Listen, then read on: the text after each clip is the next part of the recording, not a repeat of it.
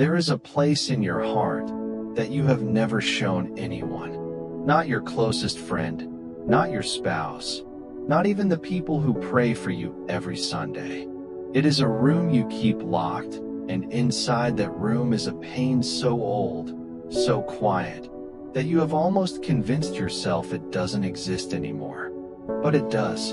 And tonight, before this video ends, I want to tell you something that is going to change the way you carry that pain forever. Because there was a man by a pool called Bethesda who carried his pain for 38 years, and nobody, not one person, ever asked him how he was really doing.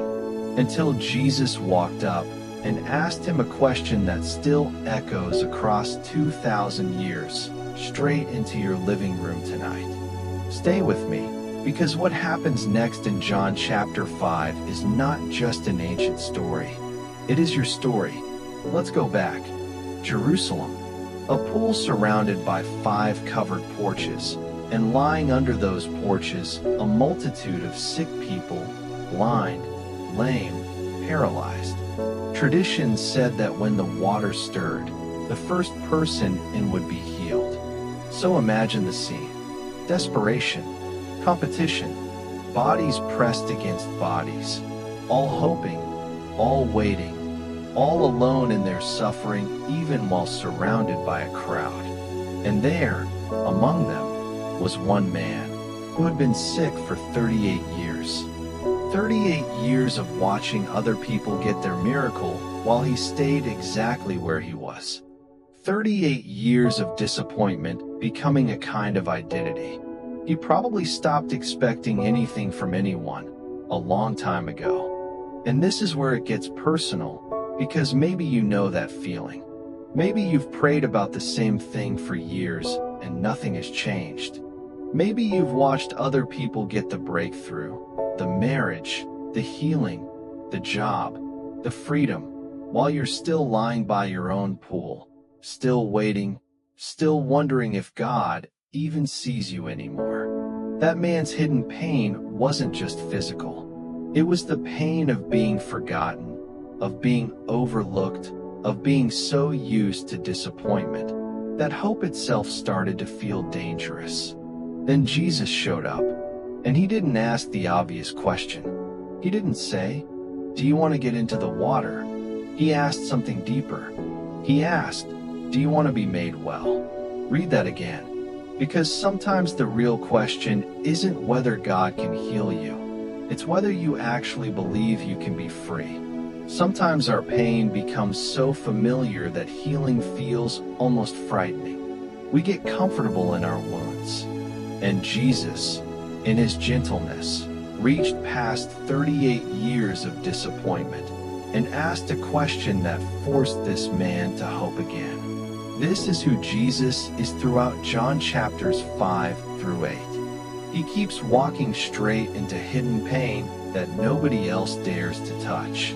In John chapter 6, he looks at a hungry crowd that the disciples wanted to send away, and he says, "I will feed them." Because Jesus doesn't dismiss what others consider too small or too inconvenient to deal with.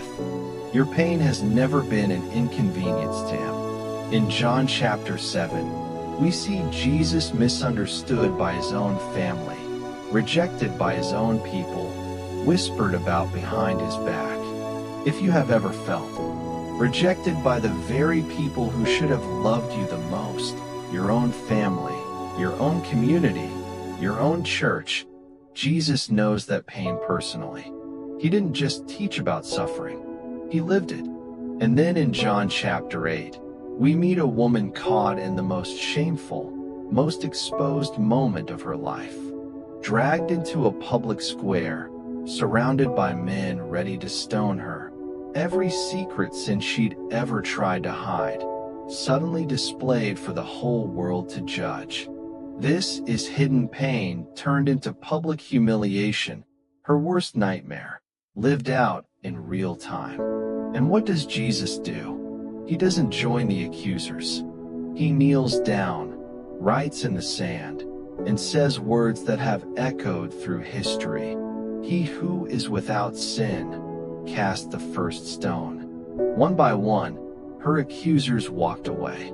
And Jesus, the only one who actually had the right to condemn her, said instead, "Neither do I condemn you. Go and sin no more." Do you see the pattern? A man ignored for 38 years. A crowd nobody wanted to feed. A family who didn't understand. A woman the world wanted to destroy. In every single story, Jesus walks toward the pain everyone else walks away from. He is not afraid of your locked room. He is not afraid of what's inside it. He already knows, and he is not waiting for you to clean yourself up before he comes near. Maybe your pain isn't a physical illness. Maybe it's a memory you've never told anyone, a mistake you carry in silence, a wound from someone who was supposed to protect you, a loneliness that no amount of noise or success has ever filled. You have been lying by your own pool for years, watching the water stir for everyone else, wondering if your turn will ever come. Here is what I want you to hear tonight. Jesus is asking you the same question he asked that man by Bethesda. Do you want to be made well? Not do you want sympathy. Not do you want to keep explaining yourself. He's asking if you're ready to actually let go of what you've been carrying. Because healing requires honesty. It requires finally admitting, even quietly, even just between you and God tonight, "I'm not okay. I've been hiding this for years. I need you." You don't have to perform for him. You don't have to clean up the wound before you show it to him. He already sees it. He's already known it. And he is not walking away. If this message touched something in you tonight, if you felt like this was written specifically for what you've been carrying, don't scroll past this moment. Take 30 seconds right now and simply say, "Jesus, I want to be made well." Then comment, "I receive it," below, so I can pray over you. And so someone else scrolling tonight, carrying their own hidden pain, can see they are not alone. And if this word reached your spirit, please like this video, subscribe, and share it with someone who needs to hear that Jesus already knows their hidden pain, and he is not afraid of it.